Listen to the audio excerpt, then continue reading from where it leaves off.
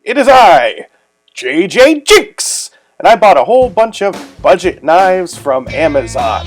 I kept the price between $10 and $27, and I give my thoughts, concerns, and overall review of these knives after carrying them with me every day for an entire week, so that you don't have to. The important questions are they any good? Do you get your money's worth? Join me in this review series. This is JJJinks Truck Stop Knives! Episode 1. Eafengrow EF56. $26.99. Eafengrow. This knife comes to us in a nice box, I think. It's kind of a satiny black with gold inlaid labeling covered in tape. And I'm not sure why. Maybe whatever is making it gold oxidizes over time or something. This is a high quality knife. It says right there on the box. The EF56 ball bearing EDC tool made in China. In the box, came with a little plastic bag. Here's the knife and a little foam pad. So yeah, overall, packaging is actually pretty nice.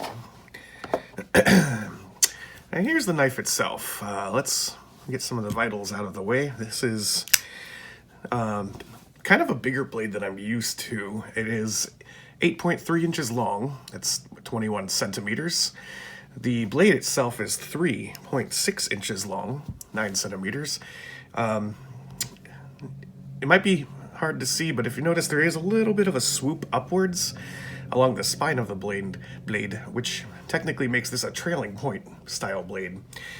The pivot mechanism is on bearings, and the handle is 4.7 inches long, or 12 centimeters. The steel is 9 CR18 MOV, which is the US equivalent of 440C steel. The scales are G10,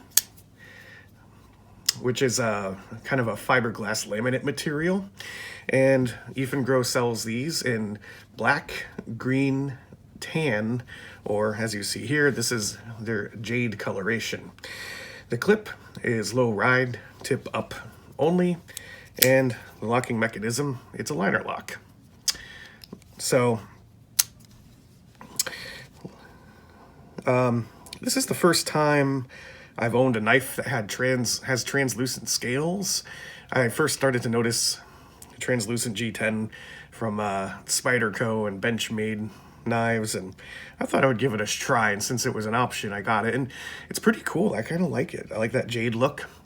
You can see, I'm showing you here, that there is skeletonization, which is good because this knife is pretty heavy.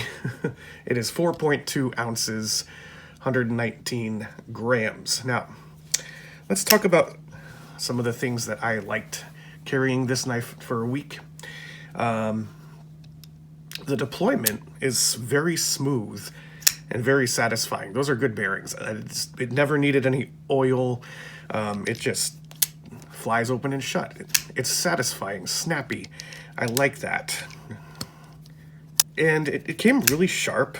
So I never needed to sharpen this, but then again, I didn't really give it hard use. I didn't go out into the woods and like cut a tree down, but it does have a sharpening choil, so that should make the chore of sharpening it a little easier.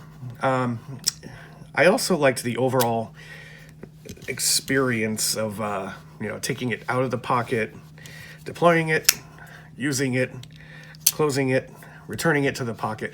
I had no problems with any of that. It was pocket satisfying. So those are great things for a knife. Some of the things I didn't like. Well, I noticed around the third day that the pocket clip started to feel a little bit loose. And, well, you can see I could pretty much move it all the way over to the side. And I did not like that. But I figured, you know what? That's not a problem. I'll just get a screwdriver and tighten it down. And that's when I realized the screws to get to the pocket clip come up through the scale. You can't access the screws from the outside of the knife. So you'd have to basically take the whole thing apart just to tighten down this pocket clip, which is a nice pocket clip. It's narrow, and my only complaint about it is this. And so that's just bad design. The other thing that has been happening, and I could see it happening now, is the blade centering starts to migrate and eventually will collide with the liners. I think it's doing that right now. If I shut it, you can hear it. Yeah, it's colliding with those liners. This is easily fixed by tightening the pivot and sort of pushing it back to the middle. But it really shouldn't be doing that in the first place. Good knives don't do that. I guess you could, put some Loctite in there to freeze the screw into place. But if you did that, then you'd never be able to tighten your pocket clip. The only other thing I take issue with is the company itself. So when I was first looking at their knives, and as far as I know, you can only get these on Amazon. I didn't look too hard, but the name of the company sounds vaguely sort of Scandinavian-ish, or Nordic, perhaps, but it is a Chinese company, and it's not that they're really trying to deceive you. They can call themselves whatever they want, but if you look at the lineup of their other knives, you might see something a little familiar in some of them.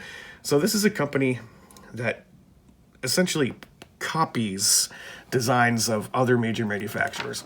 The best example is their model 0456, which costs 25 bucks. Here it is shown right next to a ZT 0456. They even copied the model number, which is like a $300 plus knife. And it's not exactly the same, but you could see where they took some inspiration. Now, it should be noted that this is not a counterfeit. If it had the ZT logo and they were trying to sell it to you, trying to make you think it's a ZT knife, legally that would be a counterfeit. In this case, it would just be a copy. No, I just want people to know what they're getting into when they buy a knife from this company. Would I recommend this knife? The answer is no. I just can't get past the way everything is loosening up, and I don't want to have to take the whole damn thing apart every time I want to tighten everything up, and I shouldn't have to deal with any of that to begin with. So it is going to go back into its box, and we're going to move on to the next one. Join me next week where I carry the Wild Turkey Handmade Collection, whatever this knife is.